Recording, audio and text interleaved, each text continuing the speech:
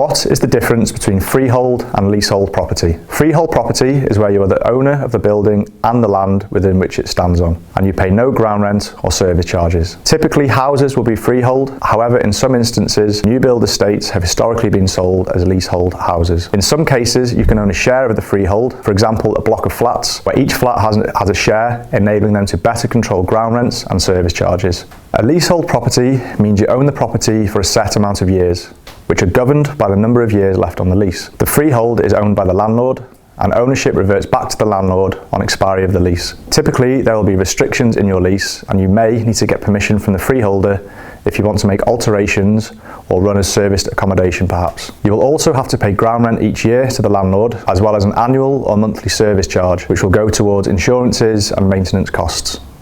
Typical leases are 125 years when first created, although it is more common now to see 999-year leases, which are known as virtual freehold. Where lease length may become an issue is when you approach 80 years left, as this can massively affect the value of the property, as well as the cost to extend the lease. You may struggle to mortgage a leasehold property with less than 80 years remaining. In May 2024, the Leasehold and Freehold Reform Act came into force, making it easier for leaseholders to buy their freehold, and whereas previously you had to have lived in the property for 2 years to extend or buy the freehold, this is no longer the case. The standard lease extension term will be increased to 990 years, and there will be greater transparency about service charges, and the ability to challenge charges at tribunal will be made easier. One notable omission, however, was the proposed cap on ground rents, which was proposed at £250 but was eventually dropped from the bill. Ground rents, however, are banned on any new leases, and so only existing leases prior to 2022 are still affected.